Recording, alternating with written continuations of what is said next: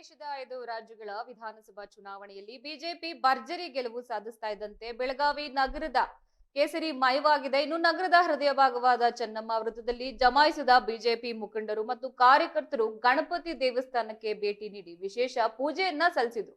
ನಂತರ ಪಟಾಕಿ ಸಿಡಿಸಿ ಸಾರ್ವಜನಿಕರಿಗೆ ಸಿಹಿ ಹಂಚುವ ಮೂಲಕ ತಮ್ಮ ಸಂಭ್ರಮವನ್ನ ಇಮ್ಮಡಿಗೊಳಿಸಿದರೆ ಈ ಸಂದರ್ಭದಲ್ಲಿ ಮಾತನಾಡಿದ ಮಾಜಿ ಶಾಸಕ ಅನಿಲ್ ಬೆನಕ, ಪಶ್ಚಿಮ ಬಂಗಾಳದಲ್ಲಿ ಬಿಜೆಪಿ ಅಧಿಕಾರಕ್ಕೆ ಬಂದಿರೋದು ಐತಿಹಾಸಿಕ ಕ್ಷಣ. ಅಲ್ಲಿನ ಚುನಾವಣಾ ಪ್ರಚಾರದ ಸಂದರ್ಭದಲ್ಲೇ ಬಿಜೆಪಿ ಅಭ್ಯರ್ಥಿಗಳನ್ನ ಬರ್ಬರವಾಗಿ ಹತ್ಯೆ ಮಾಡಲಾಗಿತ್ತು.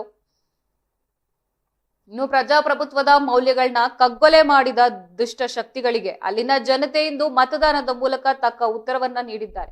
ಈ ಜಯವು ಪ್ರಜಾಪ್ರಭುತ್ವಕ್ಕೆ ಸಿಕ್ಕ ಗೆಲುವು ಎಂದು ಕಿಡಿಕಾರ್ತಾ ಇದ್ದು ಚೆನ್ನಮ್ಮ ವೃತ್ತದಲ್ಲಿ ಜಮಾಯಿಸಿದ ನೂರಾರು ಕಾರ್ಯಕರ್ತರು ಪ್ರಧಾನಿ ಮೋದಿ ಅವರ ಪರವಾಗಿ ಜೈಕಾರವನ್ನ ಕೂಗ್ತಾ ಇದ್ರು. ಇನ್ನು ಪಕ್ಷದ ಬಾವುಟಗಳನ್ನ ಹಿಡಿದು ಕುಣಿದು ಕುಪ್ಪಳಿಸ್ತಾ ಇದ್ದ ಕಾರ್ಯಕರ್ತರು ಬಂಗಾಳದ ಗೆಲುವು ದೇಶದ ರಾಜಕೀಯ ದಿಕ್ಕನ್ನೇ ಬದಲಿಸಿದೆ ಎಂದು ವಿಶ್ವಾಸವನ್ನ ವ್ಯಕ್ತಪಡಿಸ್ತಾ ಇದ್ರು.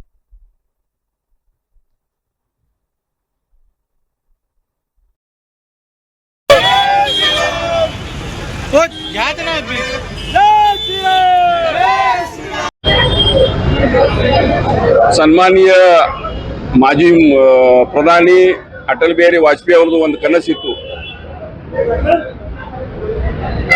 अंधेरा हटेगा, सूरज निकलेगा और ಕಮಲ್ ಖಿಲೇಗಾ. ಆ ಕನಸನ್ನು ನೆನಸಾತು ಅಂತ ಹೇಳಬಹುದು. ವಿಶೇಷವಾಗಿ ವೆಸ್ಟ್ ಬೆಂಗಾಲ್ನಲ್ಲಿ ಬಹಳಷ್ಟು ದೃಷ್ಟಿಕೋನ ಮಾಡಿ 15 ವರ್ಷದಿಂದ ನಮ್ಮ ಭಾರತೀಯ ಜನತಾ ಪಾರ್ಟಿ 200ಕ್ಕಿಂತ ಜಾಸ್ತಿ ಕಾರ್ಯಕರ್ತ ಕೊಲೆ ಮಾಡಿದ್ದು ಸರ್ಕಾರ. ಆ ಸರ್ಕಾರ ಹೋಗ್ಬೇಕಂತ ಬಹಳಷ್ಟು ಜನರು ಕನಸಿತ್ತು. ಇಡೀ ದೇಶದ ಒಂದು ಕನಸಿತ್ತು, ಈ ವೆಸ್ಟ್ ಬೆಂಗಾಲ್ ಸರ್ಕಾರ ಹೋಗ್ಬೇಕು, ಮೋದಿ ಸರ್ಕಾರ ಬರ್ಬೇಕಂತ ವಿಶೇಷವಾಗಿ ಕನಸಿತ್ತು. ಇವತ್ತು ನೆನಸಾತು. ಎಲ್ಲಾ ವೆಸ್ಟ್ ಬೆಂಗಾಲ್ ಜನರಿಗೆ ಅಭಿನಂದನೆ, ಧನ್ಯವಾದಗಳು. ಜೊತೆ ಆಸಾಂ ಮತ್ತು ಪಾಂಡಿಚೇರಿ 2-3 ರಾಜ್ಯದ ಜನರಿಗೆ ಧನ್ಯವಾದ ಮತ್ತು ಅಭಿನಂದನೆಗಳು.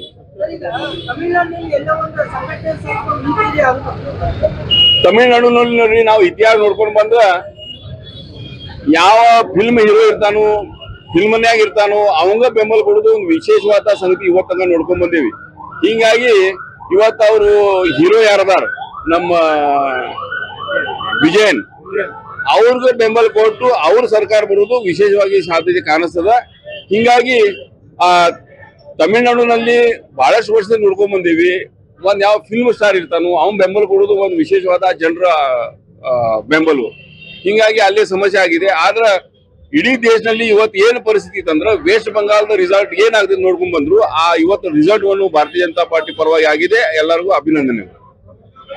2026ನೇ ಸಾಲಿನ ಇವತ್ತಿನ ಪಂಚರಾಜ್ಯಗಳ ಚುನಾವಣಾ ನಿಮಿತ್ತ ಏನು ಭಾರತೀಯ ಜನತಾ ಪಾರ್ಟಿ ದೇಶದ 3 ಪ್ರಮುಖ ರಾಜ್ಯಗಳ ಜಯಬೇರಿಯನ್ನು ಬಾರಿಸಿದೆ. ಆ ವಿಜಯೋತ್ಸವನ ಆಚರಿಸಲಿಕ್ಕೆ ನಾವು ಭಾರತೀಯ ಜನತಾ ಪಾರ್ಟಿ ಕಾರ್ಯಕರ್ತರು ಬೆಳಗಾವಿಯ ಶ್ರೀ ಚೆನ್ನಮ್ಮ ವೃತ್ತದ ಗಣೇಶ ಮಂದಿರದಲ್ಲಿ ಪೂಜೆಯನ್ನ ಸಲ್ಲಿಸಿ ಸಿಡಿಮದ್ದುಗಳನ್ನ ಸಿಡಿಸಿ ಸಿಹಿಯನ್ನ ಹಂಚಿಸಿ ನಾವು ಒಂದು ಉತ್ಸಾಹವನ್ನ ವ್ಯಕ್ತಪಡಿಸ್ತಾ ಈ ಒಂದು ವಿಜಯೋತ್ಸವನ ಆಚರಿಸ್ತಾ ಇದ್ದೇವೆ.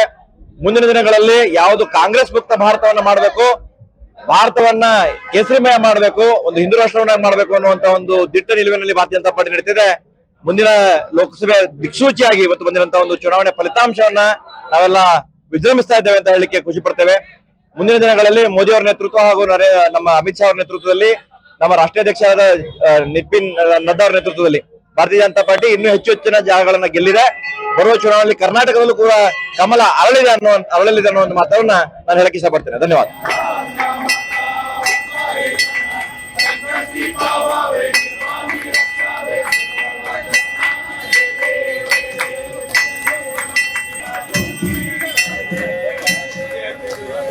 Yes.